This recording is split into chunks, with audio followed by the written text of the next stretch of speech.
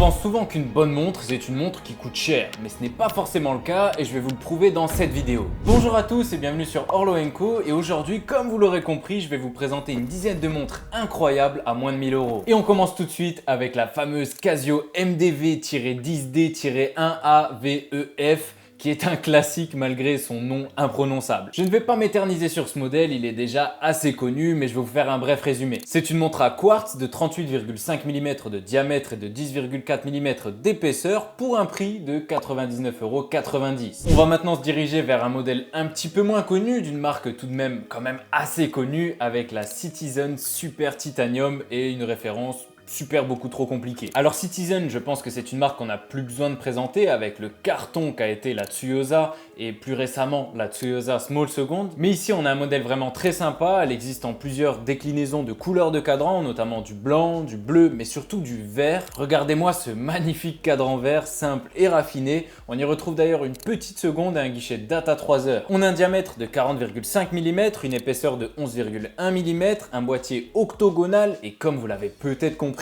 avec le nom de la montre, eh bien elle est en titane, que ce soit le boîtier et le bracelet. Elle est donc très légère puisqu'elle pèse seulement 99 grammes. On a aussi un fond transparent et un verre saphir. Pour l'étanchéité, c'est jusqu'à 100 mètres et pour le prix, on est à 429 €. Et encore une fois, Citizen a frappé très fort au niveau du rapport qualité-prix. On a parlé de Citizen, on va rester encore un petit peu au Japon avec la Seiko SUR 557. Une montre au look très simple, parfaite à porter au quotidien. C'est un modèle à quartz, donc encore une fois, on ne se prend pas trop la tête. Pour les dimensions, on a 38,9 mm de diamètre et 8,5 mm d'épaisseur, donc une montre assez discrète. On a un verre saphir, une étanchéité jusqu'à 100 mètres et un prix d'environ 300 €. Si vous cherchez quelque chose d'un petit peu plus hors du commun, on a la magnifique Venezia Nico Rodentore 36 Laguna, et je ne parle pas d'une Renault évidemment. On la retrouve aussi en rouge, elle s'appelle la Porpora et vous noterez ce magnifique accent, mais personnellement je préfère quand même la Laguna.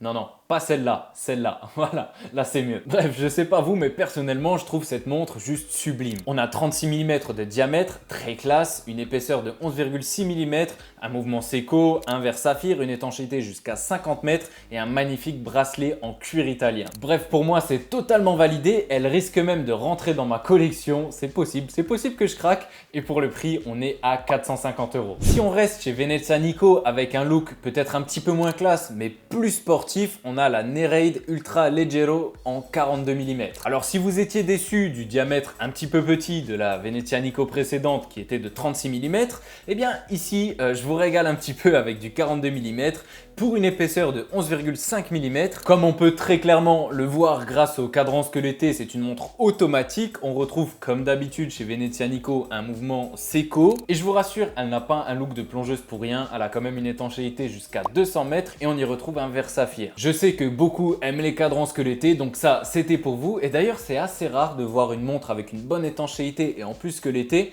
Ça rajoute une petite touche de complexité. Je sais pas si ça se dit, mais on va le dire. Et d'ailleurs, je pense que c'est pour ça que le fond de boîte n'est pas transparent, mais que c'est un fond plein. Et pour le prix, on est à 685 €. Bon, on a voyagé, on est parti au Japon. Je pense que c'est le moment de revenir un petit peu en France avec la marque Yema. Et on parle souvent de la Yema Urban Traveler, qui est certes magnifique, c'est une montre superbe, mais on parle un petit peu moins de la Yema Urban classique. Donc, on va en parler un petit peu aujourd'hui. On a 3 déclinaisons de couleurs avec un bleu turquoise, un bleu classique et un du noir. J'ai failli déraper, mais bref, elle est très sympa. Comme son nom l'indique, elle a un style plutôt classique. Elle ira parfaitement à ton poignet pour le mariage de ton oncle le week-end prochain parce qu'elle se mariera parfaitement avec un costume. On peut choisir un bracelet en cuir ou alors un bracelet à maille milanaise qui sera peut-être un petit peu plus confortable pour l'été. Pour les dimensions, on a 37,5 mm de diamètre et 9 mm d'épaisseur. C'est une montre automatique avec le calibre Yema 2000.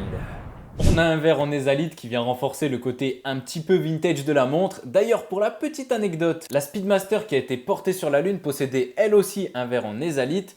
Et il existe aussi une version de la Speedmaster avec un verre en saphir. Et pour pouvoir les différencier, c'est assez simple. Vous avez juste à regarder le fond de boîte de la Speedmaster. S'il est transparent, donc on voit le mouvement, ça veut dire que le verre est en saphir. Et si c'est un fond plein, ça veut dire que le verre est en ézalite, comme la version qui a été sur la Lune. Si on revient à notre Yema, on a 42 heures de réserve de marche, une étanchéité jusqu'à 100 mètres et un prix de 690 €. D'ailleurs, maintenant que j'y pense, vous étiez nombreux à me demander de mettre les liens des modèles présentés en vidéo dans la description.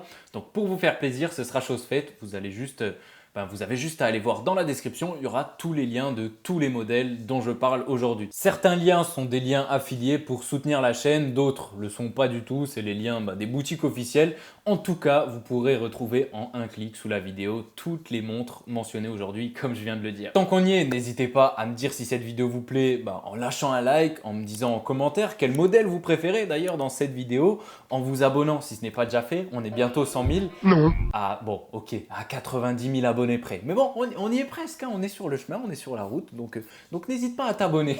On revient maintenant à la vidéo et on passe tout de suite au prochain modèle avec la Trasca Commuter 38. Encore une fois, plusieurs couleurs dispo, on a même un vert menthe pour l'été, c'est juste magnifique. On a un look dans l'ensemble plutôt classique qui fait extrêmement bien le travail. Elle existe en 34 mm, en 36 et en 38. C'est une Oyster Perpetual ou quoi là? Je sais pas si vous aurez la ref, mais bon. Enfin, je pense que vous l'avez quand même, c'est assez simple. Alors, Oyster Perpetual, il y a je sais pas combien de déclinaisons de diamètre. Bon, bref, une blague, faut pas l'expliquer normalement, j'espère que vous l'avez eu. On retrouve à l'intérieur un mouvement automatique, Miyota 9039, on a une étanchéité jusqu'à 100 mètres, une couronne vissée, pas de guichet de date, c'est une 3 aiguilles classique, mais ça fait du bien, un peu de simplicité de temps en temps. Et pour le prix, on est à 593,95 €. On reste dans la simplicité, dans l'élégance avec la Mido Belluna Royal Gent. À mes yeux, un peu plus élégante avec son bracelet cuir façon croco et son cadran guilloché soleil. Encore assez simple, mais cette fois-ci, on a un guichet de date à 3 heures. C'est encore une montre automatique. On peut d'ailleurs observer le mouvement à travers le fond de boîte transparent. On a 80 heures de réserve de marche. Et ouais, c'est le groupe Swatch, donc on part sur la base du Powermatic 80. Et qu'est-ce que ça fait plaisir quand même, 80 heures de réserve de marche. C'est super cool quand on porte pas sa montre 2 jours, on la reprend, elle est toujours à l'heure, toujours en train de tourner.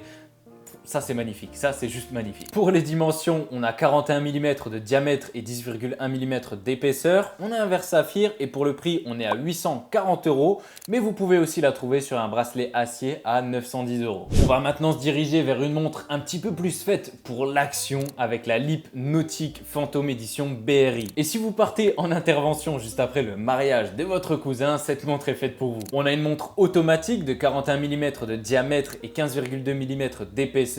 On a un mouvement Miyota, un verre saphir, un fond transparent et une étanchéité jusqu'à 200 mètres. Et pour le prix, on est à 749 €. On a aussi une version un petit peu plus classique de ce modèle, un petit peu moins cher avec la Lip Nautique Ski Automatique Grande Nautique, un nom super compliqué, mais les mêmes caractéristiques techniques et un prix de 499 €. Si on revient sur un style un petit peu plus classique, on a la Herbelin Inspiration Face de Lune. Cette fois-ci, c'est du quartz, donc on a une épaisseur un petit peu plus élégante de 8,45 mm pour un diamètre de 38 mm. On a un verre saphir, une étanchéité jusqu'à 30 mètres, donc vaut mieux éviter de la mettre sous l'eau et je trouve qu'on a une très jolie couronne. Et pour le prix de celle-ci, on est à 559 €. Mais si vous la voulez un petit peu plus classique, sans face de lune, avec un diamètre un petit peu plus imposant de 40 mm, on a la Herbelin Inspiration. Elle est aussi très sympa, vraiment très classique, look bien vintage. Bon, le diamètre n'est pas forcément vintage, mais au moins le look est vintage et un prix un petit peu plus bas puisqu'elle est à 499 €. Si vous cherchez quelque chose d'un petit peu moins classique, mais qui reste quand même assez discret, on a la Clockers Clock 08 D3. Ici, on a une inspiration clairement années 60, donc un petit peu spéciale, pas forcément au goût de tout le monde.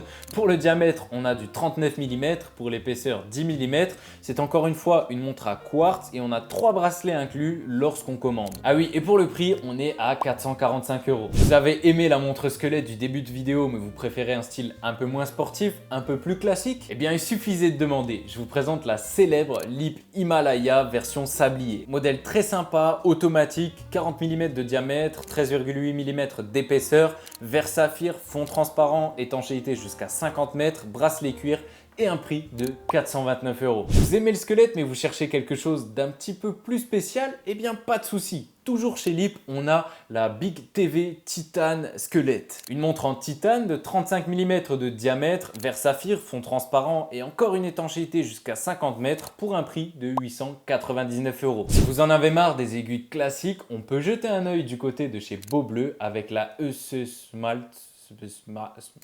Je vous avoue que là, j'ai aucune idée de comment on prononce le nom, mais bon, je vous mettrai des photos, vous allez comprendre. Beaubleu, c'est une marque assez récente puisqu'elle a été fondée en 2017. Elle s'est fait connaître par ses designs un petit peu atypiques et surtout ses aiguilles rondes. De base, c'était des modèles en édition limitée et cette gamme-là de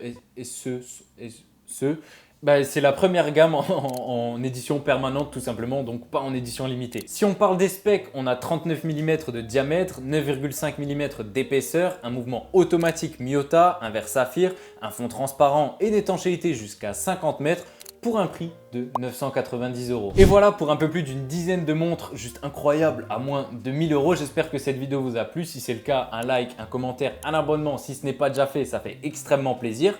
Moi je vous dis à dimanche prochain 18h30 pour une nouvelle vidéo sur l'horlogerie. Mais en attendant, n'oubliez pas, prenez soin de vos montres.